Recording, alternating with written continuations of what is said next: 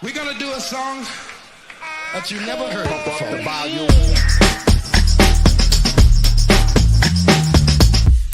Hear the drummer get wicked.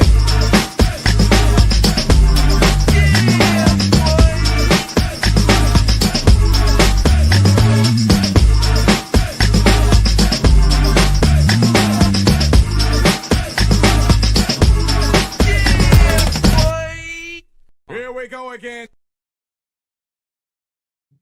It's Kennedy, my brother from another mother. What's good, bro? Hey, man, I got a question for you early. What's that? Have you been keeping up with these boys that broke out of prison out in New Orleans, the Louisiana area, though, bro?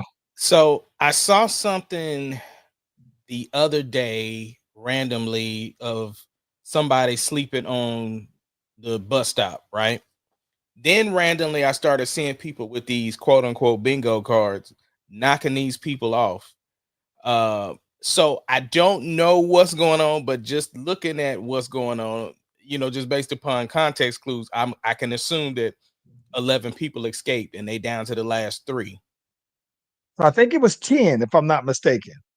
I See, I could thought be it was wrong 10. on the number. Yeah, but I think that one of the things that was interesting is that that there was an officer from the sheriff's department who was arrested because apparently they were helping. They kind of, it's funny. My mom, who used to work in corrections, just as soon as she saw it, she said, "Oh yeah, they had to have some inside help, right off the cuff. There's no way that they pulled this off without it." And Right. apparently, this inside person was basically like, "Hey, you know what? They had the shank to me, basically told me to go ahead and do whatever. But they did have some help, and that person was arrested, all right. But I think that the part that I think that was that was funny to me was that when they at their escape, they had wrote all these other stuff, handwriting around this exit tunnel or exit out, and they had too easy LOL on it, and I fell out laughing when I saw it though.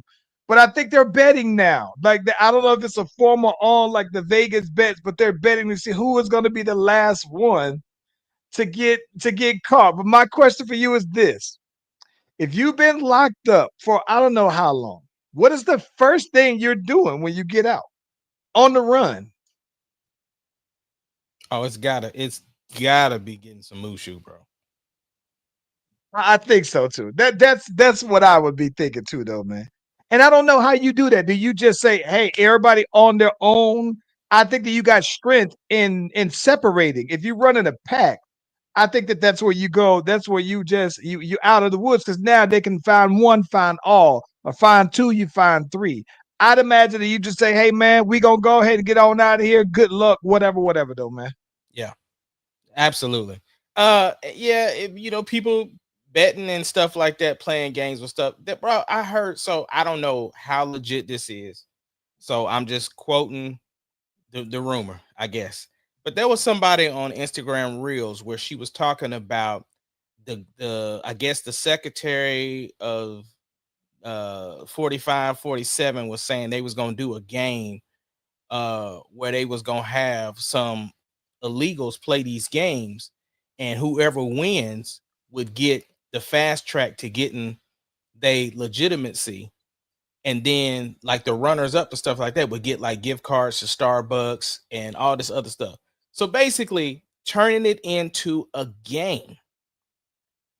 Bruh, Netflix need to be trying to sue everybody for trying to get down on the doggone game scene, bro. See, we've been trying not to talk about these people like that, and you invited me into a conversation that I can go off on. So you know about it, apparently. No, I had never heard that until you just like said it. again, rumor. I should have sent it to you, but that's the rumor that I heard about. But Nothing surprises me with these people, bro. Absolutely nothing, bro. yeah, well, shoot, man, let's get this music so we can get cracking on everything. Let's do it, man.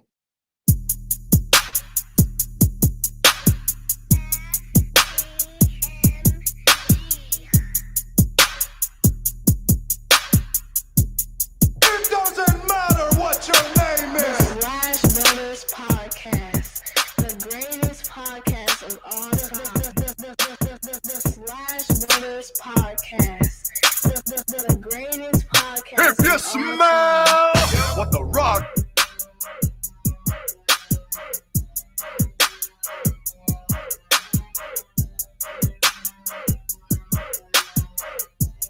It doesn't matter what your name is.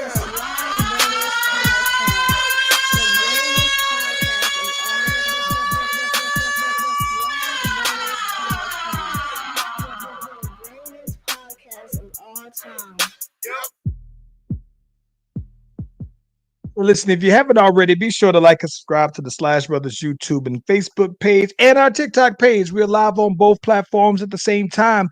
You click on the notification, you click on the bell, you get the heads up whenever your boys is doing their thing. Ace Kennedy,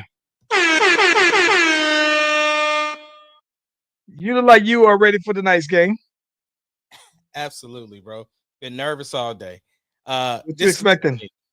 I honestly don't know. You know, we went 2-2 with them in the season, and granted, they weren't never at full strength. But I believe in the Thunder, bro. I think that both teams is peaking at the right time. I think the Denver series definitely helped us, and the Golden State series hurt them. So I feel like we're battle tested. I also believe in our coach.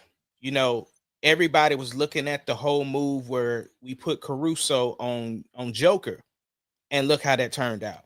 You know what I'm saying? So I'm just my philosophy has always been, I've said it to anybody that will listen. I've said it on the pod. If you got a couple of dudes that can get busy, right? You got to let one get all that they can stand. And I'm saying Anthony Edwards, let him get all he can stand. Let him get it all. If he want to score 80 points, let him get it. My thing is him and Shea going to watch each other out, right? This series is going to come down to the bench play or the Robins. You know what I'm saying? And I feel like with the depth that we have, and I know Minnesota's got a great coach, and they wouldn't be where they at if they didn't. But at the same token, I still, here's my thing. Simple math for us, take care of home. Simple math. But a better math equation is to take care of home, win one of theirs. That's it.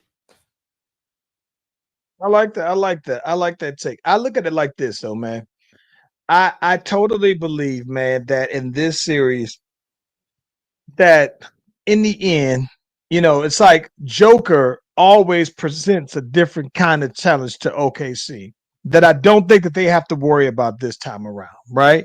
And I think that with all things considered, Julius Randle is a kind of matchup that I think that we can do. Now he'll get off on you, but I think I told you this before, maybe outside of the pod, that Julius Randle traditionally will cook like he is the Bobby Flay out there, and then he'll flame out, bro. And I think that the problem that I think that people don't talk about it as much because I don't know that the expectations for him were ever on a level of like a James Harden, because I think that he's been the next guy, the good to have.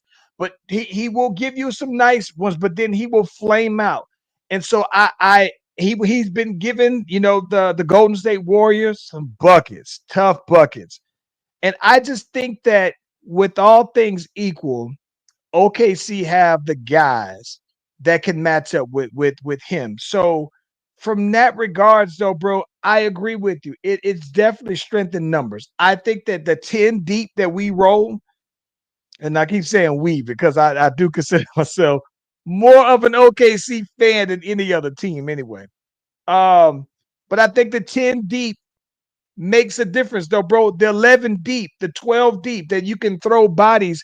And so I just think that, I always think that, I know that you like to think that J-Dub is going to have to be that. I think that, to be honest with you, I think Chet has to be the guy. I think what Chet does will matter.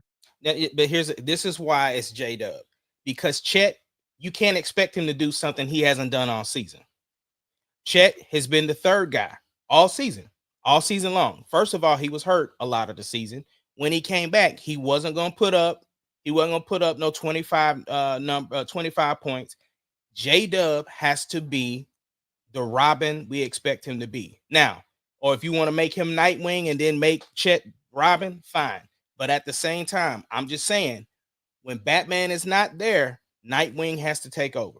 And J-Dub, we lost last year in the playoffs because J-Dub did not do well. We were losing the Denver season when J-Dub wasn't playing well. When J-Dub played well, we won. That's what has to happen. He has I get to. what you're saying, but I told you, you're gonna have to have a third guy that's gonna be pretty close to 20 points a game. And I think that Chet is as close to that you would need to average close to 20 a game. Don't get me wrong. I do believe that even if Julius Randle is getting down, J-Dub is an all-star. So he's the guy that I am going to look for that says, no, I can match that output. But I think that even when you go to Julius, to matching that, the third guy is because you're going to say that Ant is going to basically cancel out Shea. I agree with you on that. And then if you're telling me that J-Dub has to be it, then Julius Randle could also get down. So when we talk about the bench and the other guys, I also tend to believe that then that means that of those guys, your third best guy is Chet. So I'm going to expect I'm okay Chet with to you get saying down. the third best, but you said he has to be the number 2. That's what you said. No. I told you he has to be where, to me, I didn't say he has to be the number 2. I'm saying that Chet has to be the X to me because I expect Jalen, I expect J-Dub to at least cancel out Julius Randle. So who's gonna match Chet from their team? It needs to listen. Even if Chet gives you 18, 15, even if he gives us 15, who's really important in this series, who wasn't a factor in last series, has to be Isaiah Joe. Isaiah Joe has to be on fire because here's the thing. Quiet as it's kept. Well, it's not even quiet because if you watch just for 82 games, you know what it is. When Joe's threes are falling, everybody else's threes just start falling with it. You know what I'm saying? Dort ends up getting hot. Shea starts getting hot. We have to have either Wiggins or Joe has to light up, bro. They got to get busy in this series. Can't be like I know what you're saying. I look at it like this. The one thing that I like about OKC's bigs is that they can all relatively shoot threes, except for Hark, right? So I think that when you have them out there and then you have Rudy Gobert out there, I think that opens up the court so much for Shea to go ahead and get busy, right? And I think that the reason why I think that it's going to be so important for Chet is because I think that Chet could then be the person who's that extra body to try to get some more blocks, right? When Hart is out there trying to get the blocks as well, because Ed's going to be driving. And then I think that just that the threat of Chet, like his influence on the defense of him potentially blocking something or helping to make you think that, I think it's going to be crucial because he's going to give the spacing that's going to allow for everything under the 3-point line to get open with it if Rudy Gobert is guarding him. Now, of course, if Hark isn't, if Hark is the one that Rudy Gobert is guarding, I think you can do the same thing. I like Hark's little mid-range floater. I like him to be able to step out and then still pass it around him. So I think that whoever that is has to take Rudy Gobert away from the basket, and I think that Chet's more equipped to do it, though. Listen, man, we need to have the swarming defense that we've been known for all season long, bro. We need to suffocate them terribly. Like I said, I'm not worried about Ant getting his points. Let him get hot, whatever. Because the thing is that, and he struggled in the playoffs, just like Shea has. So I'm just saying, man, I'm excited, nervous. It's that healthy anxiety for this series. Like I said, simple math for me. Take care of home. That's really where I'm at. If OKC plays at their best and the Timberwolves plays at their best, I like OKC's best better. That's just my simple math, though. Who do you got in the Pacers in the New York series? It's the biggest toss up out of all of them. I'm going to be honest with you.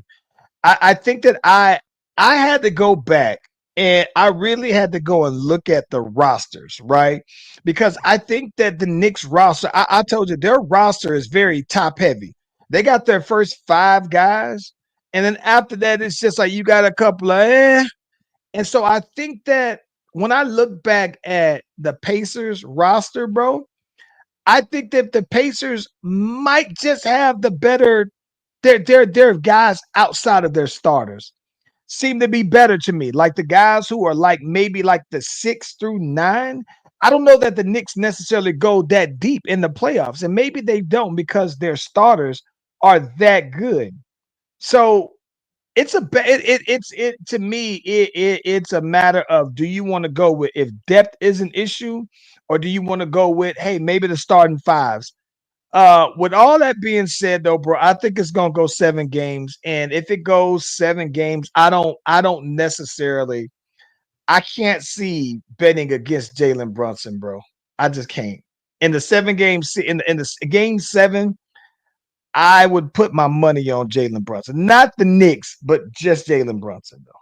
Yeah, I just think with the way their roster is constructed, I mean, again, I can't even be honest. I mean, I can be honest and say I really didn't watch many indie games, but I did watch a fair number of New York games, and for that, I would have to definitely agree that New York, I think, is going to pull it out. Plus, I just think I it would thought, be cool for OKC to play New York so that my boys can go to Madison Square Garden and try to have that big grand stage. I would love nothing more, as somebody who hates the Knicks, to see the Knicks get there just to get their hearts ripped out of them. And they always have my orange and blue skies. I think that applies to OKC even more. So that's the reason why I personally would I would love nothing more than for the Knicks, just like the Cowboys. Like, when the Cowboys get all the way to the far enough in the playoff and then they stumble, like I don't want to see the Cowboys be trash. I like to see their fans keep thinking there's going to be the hope all for to come shattering down. I like to see that with the Knicks too. I do think it is funny though, man, that Triple H, they got asked him about that. Like, yo, Trips, what's up with the Jalen Hurts, Tyrese Halliburton? He was like, my phone's been off the hook. I think that would be incredible, though, bro. I don't know how you do it, because I don't know if there's like a game or off day between those two cities where it lines up. But dog, that would be incredible if they renewed that whole rivalry with Jalen Brunson and Tyrese Halliburton, bro. It would be incredible, bro. Yeah, I mean, the fact that they had those two on wrestling before the finals was announced is Yeah. kind of like that whole Simpsons thing, bro. Yeah. I do have one question for you, though, bro. What's up? I think that you and I talked about it before, that this could be like the first, right? Like the first Knicks championship in, I don't know, 50 years or whatever. OKC's first championship since arriving in Oklahoma City. The Timberwolves first time ever. And the Pacers, and Indies first time that I'm aware of. I don't think they've ever won. They've had their history as only well. New York and Seattle has won one. Indy and Minnesota have not. But it's been some time since he's so Indy has been up and down. Knicks have been up and down with expectations. So my question for you is this, though: do you like this level of parity, where you are seeing some relatively newcomers on the big stage contending for a championship, or do you see it where, like how some people might say, well, the NBA is better when the Celtics are there, that when the Lakers are there, and you got these traditional blue blood type of teams, though? It's mixed emotions, because my small market team is in the finals. It's surreal for me. And I say I love it, because we're gonna see somebody new win the championship. But it also is sad, because it means our people are getting old, because Steph couldn't make it, LeBron couldn't make it. I mean, shoot, you can go down the line. James Harden didn't make it. Kevin Durant didn't make it. Kawhi Leonard didn't make it. There's a bunch of the old guys who didn't get it done, and some of them because of injury, right? None of the active top 75 players are left. Yeah. Even with Denver, right? My whole thing, I've said it from the beginning. If Denver were to happen to beat OKC, I would have rooted for them because of Russ. I wanted Russ to get him a ring, but unfortunately we had to go through them, which, again, I think it's helpful for us, and it hurt Minnesota that they played a hobbled Golden State, right? Because I don't know that you really got, like, a lot of people looked at us and said the Memphis series didn't help us, right? But then we went through this adversity with Denver, and had to fight through it to get to where we're at. So we're battle tested. Whereas I feel like Jimmy Butler and them didn't really give them that big of a test to me, or even, I mean, even if they struggled with them, that makes it even worse. You know what I'm saying? So, I'm hoping, like I said, if OKC is planning to win a championship, this is the year. You don't have to go through a Boston team. You don't have to go through a Cleveland Cavaliers team, which is the only team from the Eastern Conference that beat us this year. Other than that, there's no Eastern Conference team that beat OKC this year. That's crazy. Crazy work, bro. Let me ask you this though, bro. In the grand scheme of things, right? Do you think that, we talk about like the level of competition, right? And people always talk about the glory days of the NBA, especially when you talk about LeBron versus the Michael Jordan era, right? And so when you look at it, you had back in the Jordan era, you had the Jordan's Bulls three-peat 2 times, right? And then you had the Bad Boys go 2 times back to back. And then you had the Celtics that also did multiple. So you had all these multiple repeat champions. But by the time Jordan had really arrived, and as far as being the winner, Jordan, it was just him, right? And so my question for you is this though, man, is does this level of parity where you see a lot of possible one-time champions. So Joker, who won one, not a back-to-back. And although Joker won 3 MVPs, right? And you see that Giannis, multiple time player of the defensive player of the year, multiple time MVP, 1 championship. Joel Embiid, MVP, no championship, right?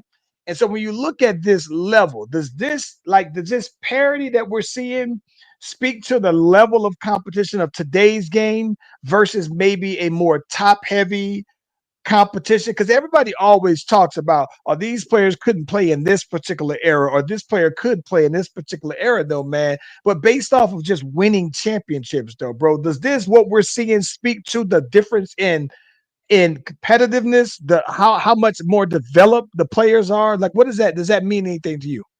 No, I just think it shows the level of how hard it is to win a championship. And I don't think the competition was any less back in the day, because you could damn near get into a fight in Michael Jordan's era. You know what I'm saying? They were beating him up. Like, Detroit was set to like try to hurt him. So, and it was almost not even frowned upon. The refs weren't calling it, whatever the case may be. And we look at how competitive this particular playoffs was, with how much was not getting called and stuff like that. So I just think it's hard to win a championship. And I think that Jordan was an incredible player at the time, and they just knew what it took to win. It makes the three-peat even with how Golden State won 4 in, the level of time that they did. It makes that just that much more incredible, because we're not seeing those type of dynasty programs right now, because it's that hard. And what it's also showing is that, shoot, in order for you to be successful, you got to spend some money. Yeah. Well, you got to spend money these days, right? And so I think that the big thing about it to me is that I think that this is where, when we talk about like the rules being differently, right? I think that the rules these days make it more challenging for you to have a team together where your core guys are together longer than maybe about 5 years, right? Because I think that the Warriors are the last team that I know of that's had a pair of players with Draymond and Steph be together as long. And I think that it's just because even then, when the Warriors were starting to win, they still had Steph on like his first contract that was after his rookie year, after he had already started getting the ankle injuries and everything like that. So they were more of the anomaly. And I think what they came across was just something that was so very special circumstances. And the flip side of that is, I think that the Celtics, because while they are organically put together, and they're probably the only other pair of duos that I've seen where a team has drafted them, and these guys have been together for more than 5 years together. Now you start to talk about, all right, they're introducing these aprons into the scenario and all these other things. And I think that it is becoming more challenging for you to spend money, but spend money where that run really, while you may have guys that were for 5 years, like the Celtics have been together longer than 5 years, but they didn't win the multiple championships within that ring. So it's like it's hard, like you said, it's hard to win a championship, period, when you think that Jason Tatum and Jaylen Brown been playing together for like 8 years almost though. And even with that being said, you got one championship out of that while you're paying, while you have the biggest payroll in NBA. And now it's like that was the closest I thought that we would have seen to maybe a Golden State like dynasty run.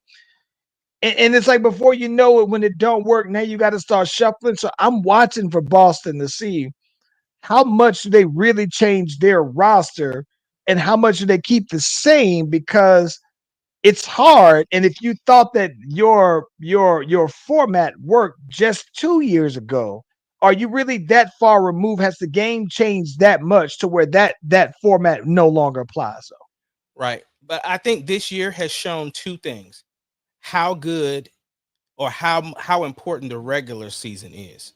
Because I'm telling you, these home court advantages are key. And the other thing is how important the play-in is. Because you think, right, you remove the play-in, Golden State's not even in, and they don't beat Houston. You know what I'm saying? So, a lot of times you have like LeBron has classically kind of like coasted through the regular season and then try to make a big push toward the end to get a seeding that they want that's favorable and then go from there. But seriously, it is truly important. I don't know that OKC wins if we didn't have home court advantage against Denver. I truly believe that. Now, I think that this one is again. Eastern Conference was different because Indy went to whoever they played. They went in their home and was it Cavaliers they played? Yeah, dusted the Cavs off. But in Cleveland though, they beat them both times. And then they didn't have Darius Garland. True, but they still walked him. Right, but the same thing with New York, right? New York and Boston, they walked them in Boston. Well, no, they didn't walk him in Boston. They walked him down though. But didn't they win the first game in Boston? No, I think the last game was the only blowout. The first two. What I'm saying is winning. I'm not talking about the walk. Yeah. But I'm talking about but you're right. The first two, Boston was up by 20 in both games. They came back and lost both of them. Yeah. But I think that definitely though, man. I totally. But being healthy is definitely even shows why it's even more critical, right?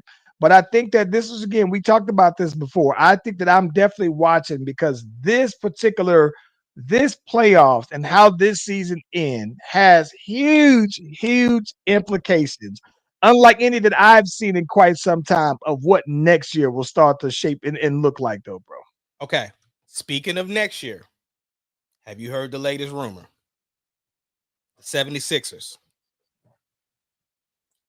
Their plan is to trade the 3rd round pick and Paul George to get Kevin Durant and Lauri Markkanen.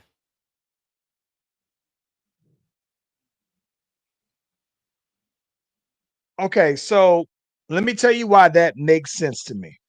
Because the Utah Jazz is fairly young, and Lauri Markkanen is just outside of their current core, right? He's their vet. And he's been in the league for about 8 years now, but I think that for the most part, the core of their guys are all less than 4 years in the league. Here's my thing.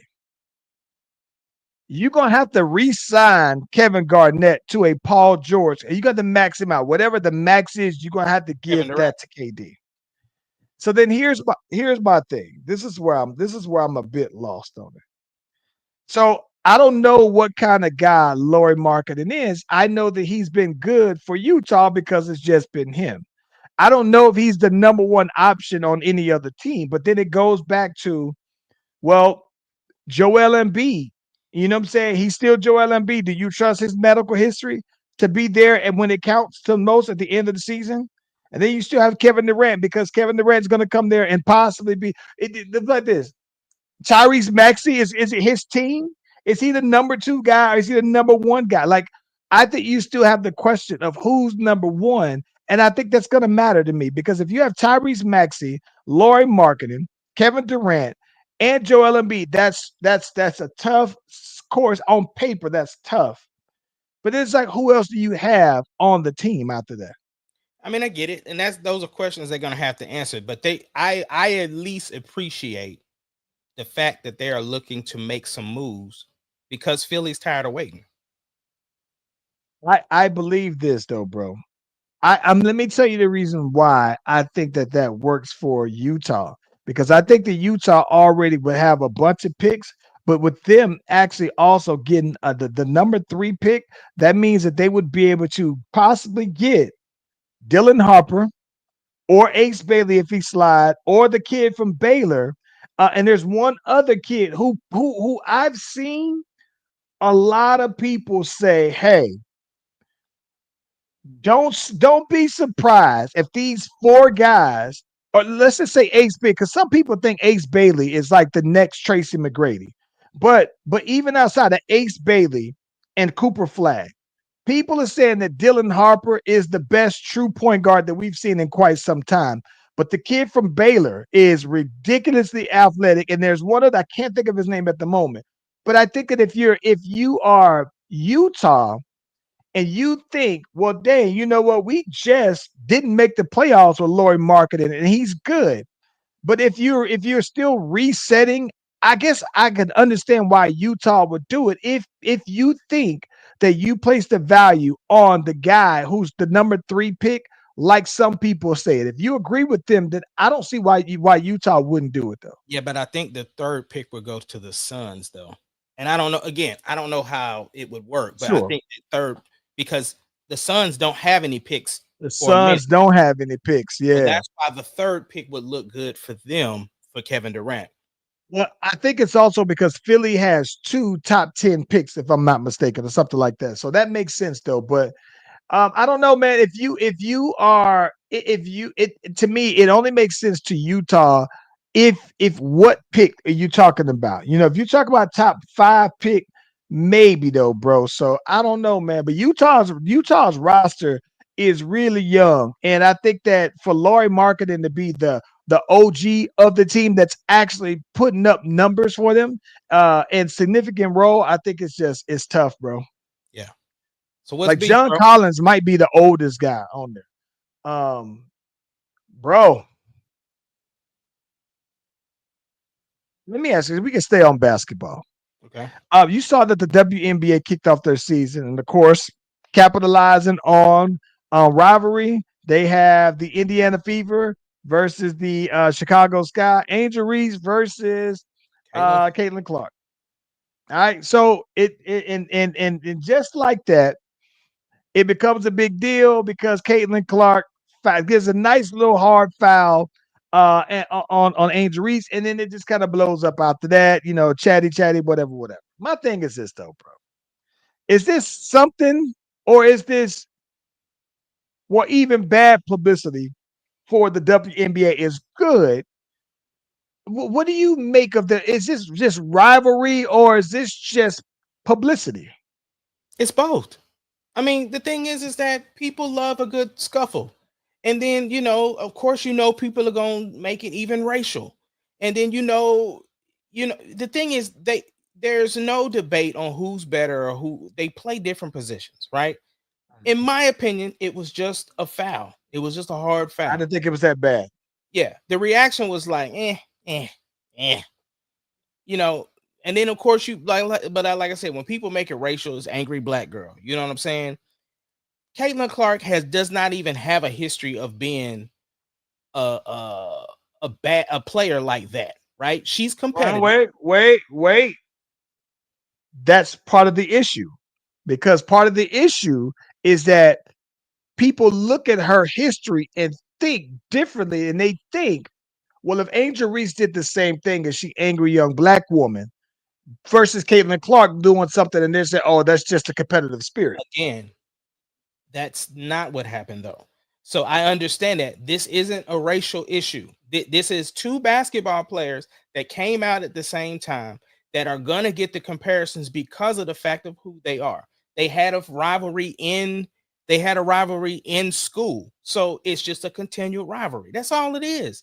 This ain't racial. This ain't no if Angel Reese would have did it, it would have been angry black girl. No, Caitlin Clark has been competitive. She's playing consistent like she's been playing. She's competitive. To me, I thought I had the person in my head on thought process on the fire that she brings as far as like how would that translate to an NBA player. But no, she's I again, to me it didn't look like a I'm trying to hurt you foul. Was it a harder foul? Okay. And I even heard people say, well, it was get back because Angel Reese pushed somebody from her team or whatever like that.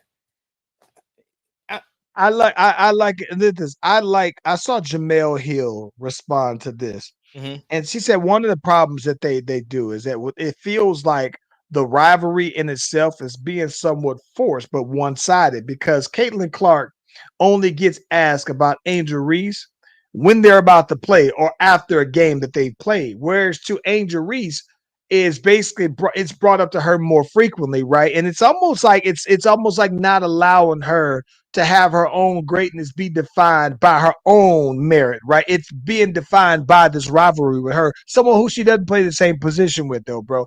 But I agree with you that ultimately, right? We wasn't talking about the WNBA 2 years ago, right?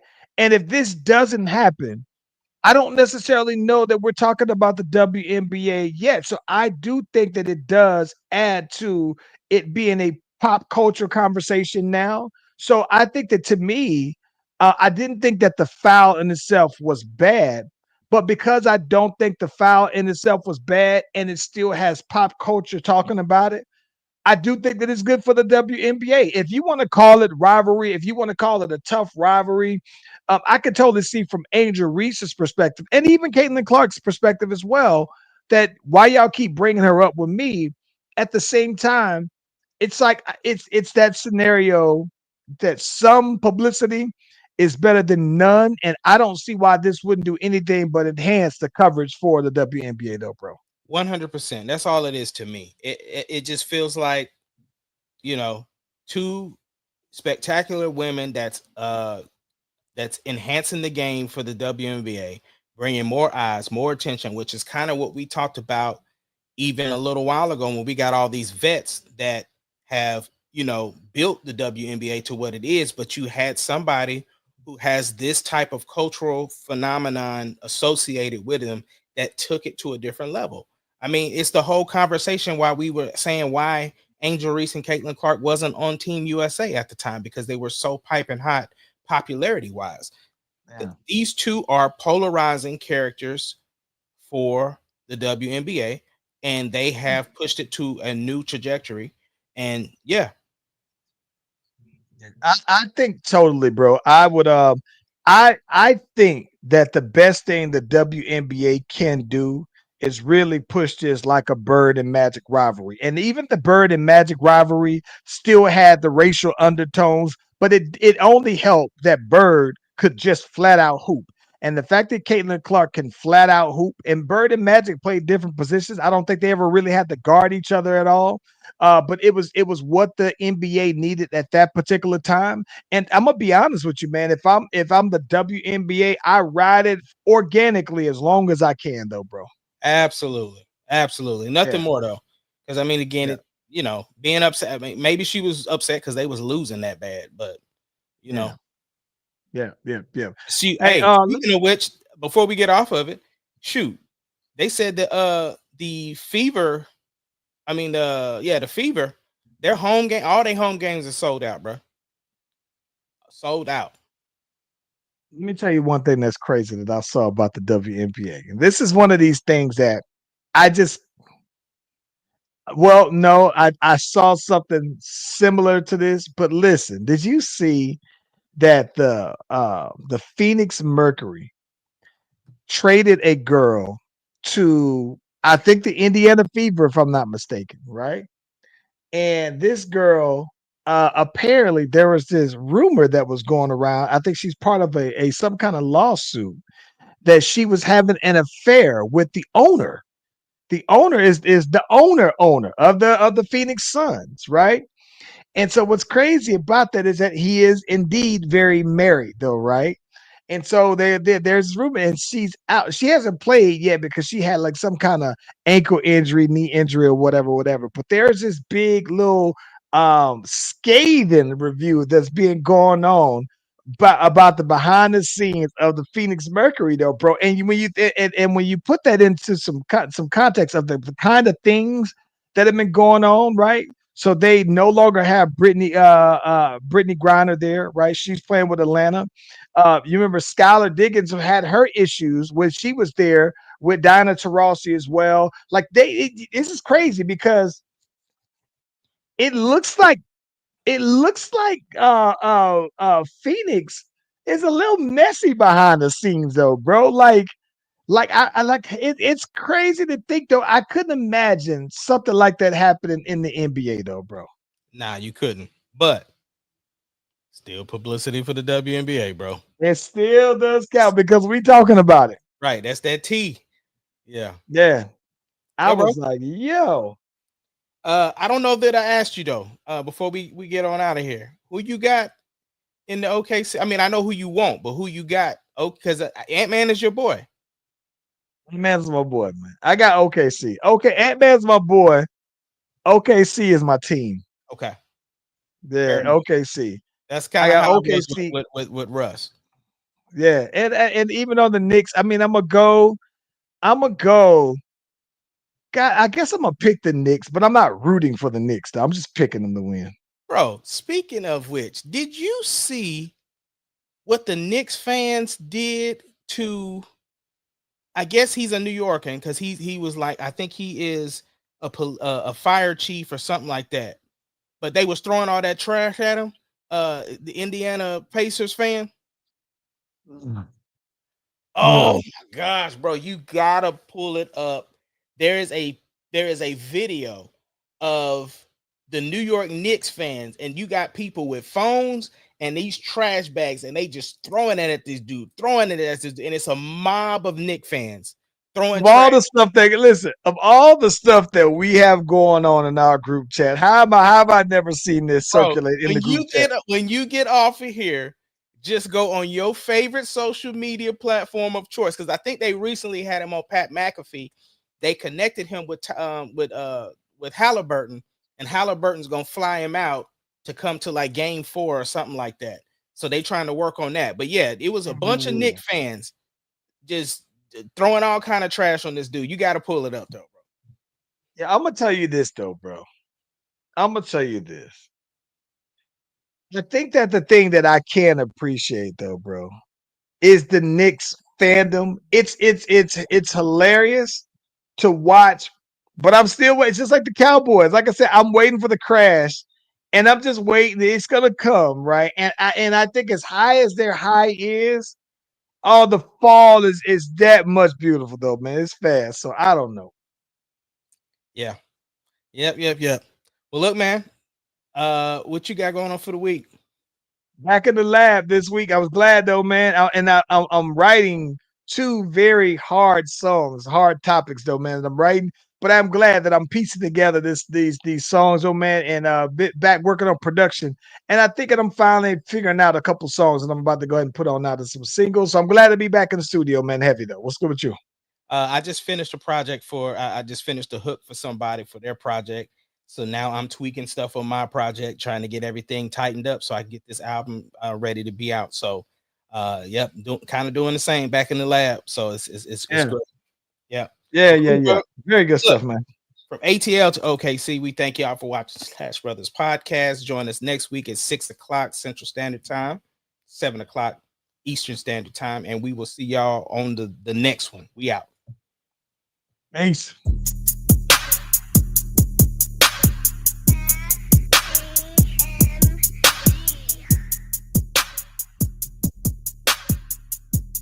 It doesn't matter what your name is. Slash Brothers Podcast, the greatest podcast of all time.